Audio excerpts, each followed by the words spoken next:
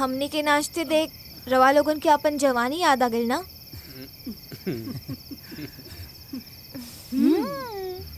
Very good, लेकिन खाली ताका जाके करे से काम ना चली, हमार हेल्प करे के पड़ी। कैसन हेल्प? अरे यार, राजा से हमार शादी तय हो चुकल बा। अच्छा तो? लेकिन वो रवा सब लोगन के सेवा करे के चक्कर में हमसे रिश्ता तोड़ल चाहता रे, हमसे मुंह मोड़ल चाहता रे। तो गलत बा। ये तो सरासर नाइंसाफी बा ना। हाँ, एकदम नाइंसाफी बा।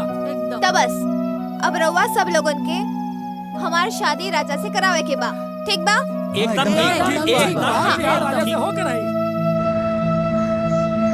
धीरे से सांस अंदर लीजिए। अब दूसरी साइड से सांस छोड़िए। Very good. अब अपने हाथ फैलाइए। राम राम राम राम राम। अपवित्र का दहलस, नीच कहीं का। महाराज, इंसान होके इंसान से घृणा करता नहीं, ऊपर से पवित्र के माला जपता नहीं। ये धरती पर जन्मल हर प्राणी अपवित्र बा। तहरा कहला से मान ले।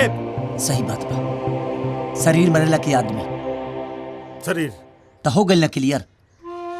जौन अपवित्र बा उमर जाला, नष्ट हो जाला, और आत्मा हमेशा पवित्र रहेला। यही से ना वो कबो मरेला ना नष्ट होला। मन के गुमान छोड़ी महाराज, ये मन के पवित्र रखे, मन के।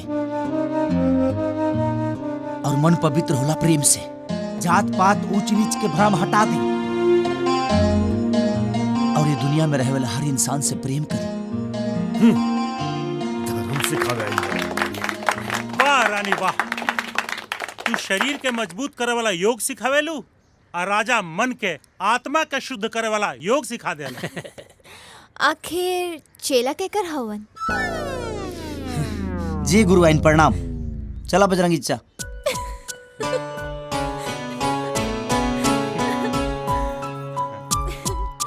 चलिए हाथ फैलाइए।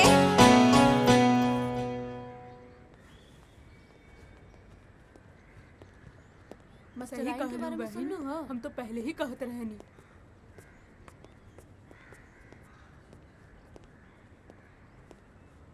गोड़ लागत नहीं बस। हट हट, छुइए मत, भ्रष्ट हो चुकल बारे ते। हम राहुल खून बानी बाबूजी, पंडित पवित्रानंद के बेटा। तो हम भ्रष्ट कैसे हो गए नहीं बाबूजी? जब तू मुसलमान लड़की से शादी कैले तबे तू भ्रष्ट हो गईले। तोरा कुकर्म के खातिर घर छोड़ देनी। अब यहाँ काहे आइल बरते? एक बेटा के फर्ज निभावे खातिर और राहुल बहू के फरियाद सुनावे खातिर बाबूजी। कहल का चाहता रे? बाबूजी, फातिमा काल सत्यनारायण महाराज के पूजा रखले बाड़ी और चाहतड़ी कि रउआ आके आशीर्वाद दी, उनके बहू स्वीकार करी बाबूजी। यह संभव बा? हम ऊ नीच के कबो अपन बहू ना मानब और ना ऊ घर में बैर रखम जहाँ ऊ डेरा जमौले बिया। हाँ ठीक है। हाँ। जो जा यहाँ से। बाबूजी, बाबूजी।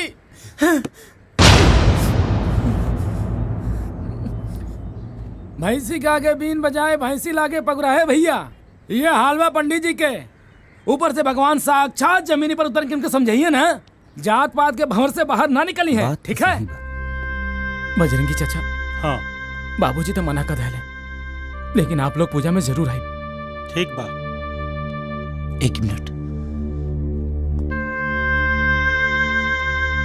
तू मुस्लिम लड़की से शादी के लिए बड़ा? जी भैया, लेकिन अब वो पंडिताइन बन गई भैया। दोनों बेरा पूजा पाठ करेली, पूरा श्रद्धा से तीज त्योहार मनावेली और ईश्वर से यह मनावेली कि बाबूजी मान जास और साथ में रह। चिंता मत कर, तोर बाबूजी घृणा के आग में जरत रहे। जब वो आग ठंडा हो जाए तो घरे भी आ जी और तोरा मेहरारू के बहू भी मान ली। हाँ, यह उम्मीद में बानी भैया। ठीक बा, जा। प्रणाम चाचा। ठीक बा, खुश रहो।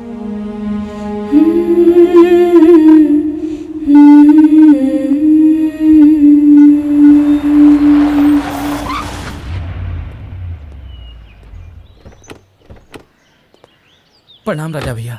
प्रणाम।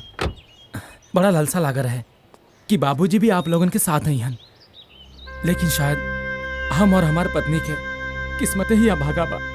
अरे यार तू अपने आप के काहे के दोषी ठहरा होता हाँ?